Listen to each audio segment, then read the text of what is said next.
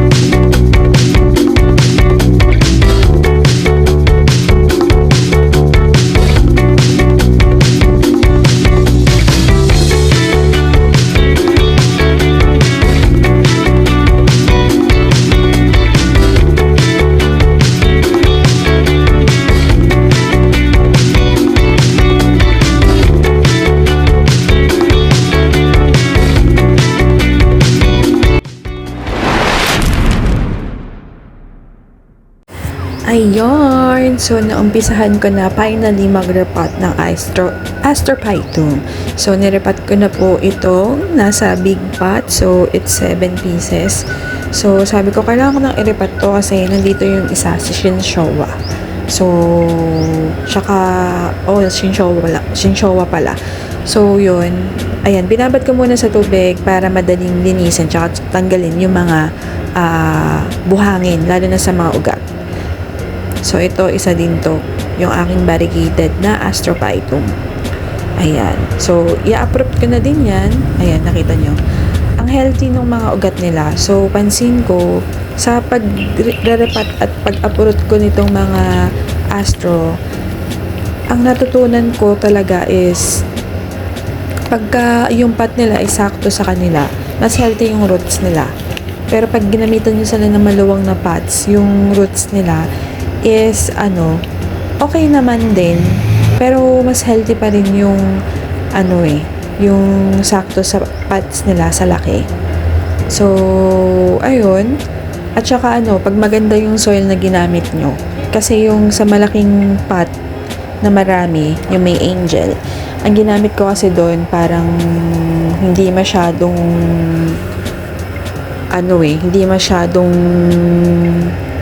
madaming mga CRH, ganun. Parang, hindi ko na matandaan eh.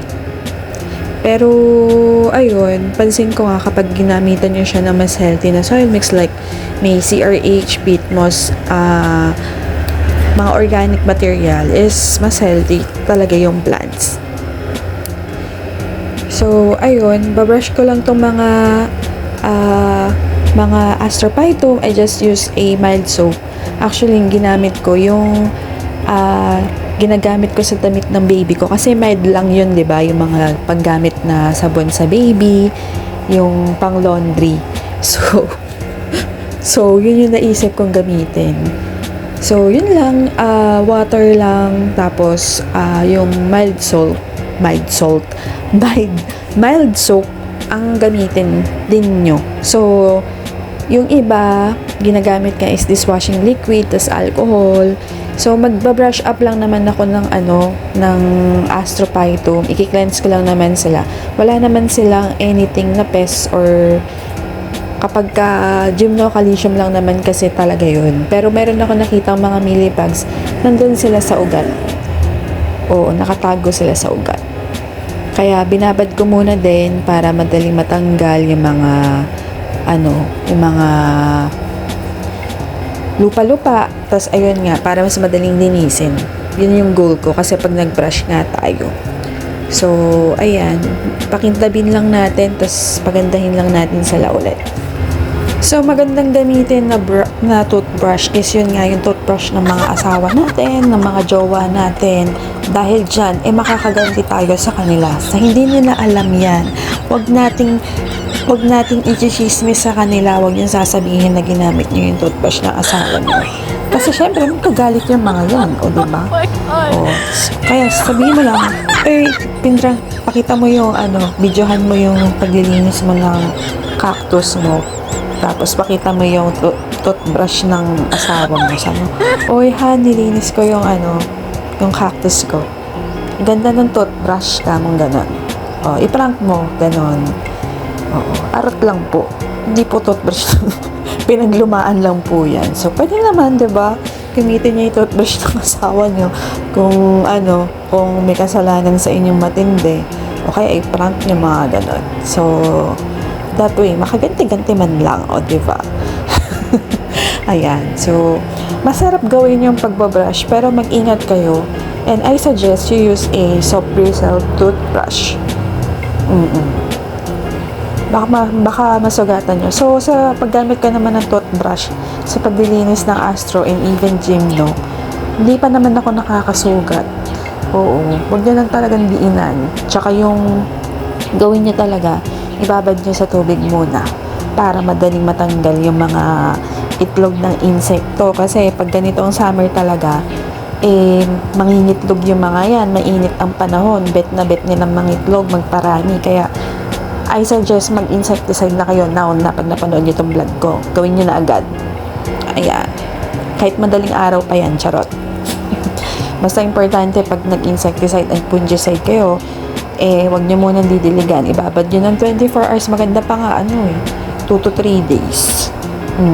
Para effective talaga. Ayan, so, binabad ko lang ulit sila sa tubig.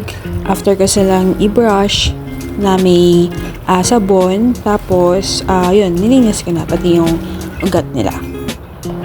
And then, ayan, so, it's 14 pieces yung nilinis ko na astrophytum. So, ang dami ko pang irerepat na astrophytum. And, ayun, iniisip ko na kung paano ang gagawin ko. Char. So, ayun, dami kong irerepat. Tsaka ko na-realize, wala naman akong pot. Oo. So, ayun, update na lang tayo sa mga susunod. So, ganito lang, hinugasan ko lang ulit ng mabongga itong mga astro. So, gusto ko kasi malinis talaga yung mga astrophytum. And, yun, more banlaw, more sabon, more banlaw, more sabon. Tapos, after nito, patutuyuin ko lang sila. I-air dry ko lang sila doon sa isang malaking bilao. So, isa sa natutunan ko ngayon sa inaprut ko is wag silang i-overcrowd kasi mahihirapan ka talagang magrepat sa susunod. At yun nga, mag-aagawan sila ng nutrients, may mamamatay because yun nga, overcrowded and hindi makahinga yung iba. So, may bibigay talaga. So, yun lang. So, malapit na po matapos ang aking vlog and I hope nag-enjoy kayo sa ating paglilinis ng astrophytum. So, marami pa po akong tips na i-share sa inyo. So, abangan nyo lang po yan and then keep in touch. So, may sorya na naman tayo, time to repat, o diba? So, I hope hindi kayo magsawa sa ating pagre-repat kasi, ayun, ang dami ko pa rin natututunan even sa pagre-repat sa kanila. Ang dami talaga. So, ayun, I'm done and eto na. So, after nito, parang nagutom ako. Parang gusto ko naman silang kainin dahil nahirapan ako sa kanila mag-brush. Char. Ayan, o diba? O, parang sa palay lang, tapos i-eat siyang ganon. Char. Ayan. So, thank you for watching at Everything Nice at Mitch Succulent Love. This is your nurse Tito saying God bless po. At laging mag-ingat. See you again on our beautiful vlog tomorrow.